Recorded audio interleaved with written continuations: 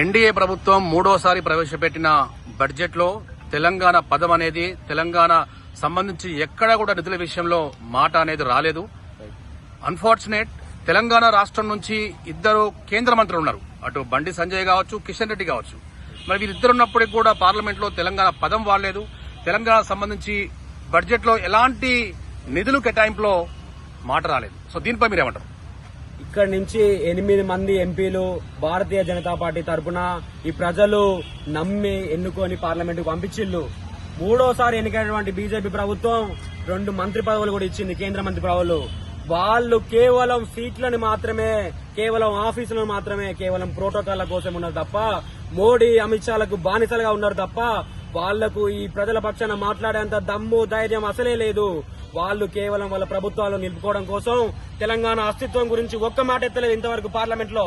వాళ్ళని మేము డిమాండ్ చేసే ఏంటంటే, మీరు నిజంగా నిబద్ధత కలిగి ప్రజల కోసం పోరాడే వాళ్ళైతే లక్షల మంది మీకు ఓట్లేసి ప్రజలు మిమ్మల్ని గెలిపించుకున్నారు. కాబట్టి మీరు ఆ ప్రజల పక్షాన ఉండండి. ఆ ప్రజల కోసం మీరు బోర్డులు తెప్పించండి. ఆ ప్రజల కోసం శ్రేయస్సు కోసం మీరు బడ్జెట్ తెప్పించండి. ఆ ప్రజలకు ఉత్పత్తి కల్పించండి. ఆ ప్రజల శ్రమదోపిడిని ఆపండి.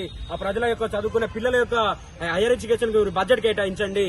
ఈ ప్రభుత్వాలు కేవలం తన యొక్క పార్లమెంటరీ తత్వాన్ని నిలుపుకోవడం కోసం ఎంపీలు ఉన్నారు, బలం కావాలని మాత్రమే ఏపీకి చంద్రబాబు నాయుడు సారథ్యంలో నడుస్తున్నటువంటి ఏపీ ప్రభుత్వానికి, ఎంపీలకు, తర్వాత జేడీఎస్ నితీష్ కుమార్ కు మాత్రమే అధిక నిధులు కేటాయించారు తప్ప తెలంగాణ అనేదాన్ని వీళ్ళు మొత్తంగా కనుమర్చిల్లు.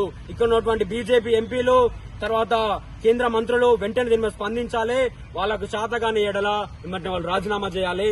ప్రజలే వాళ్ళని డిమాండ్ చేస్తారు. వాళ్ళకు ఒకవేళ ఇది చేత కాకపోతే రాజీనామా చేసి వదిలేయాలని చెప్పేసి కూడా మేము డిమాండ్ చేస్తా ఉన్నాం.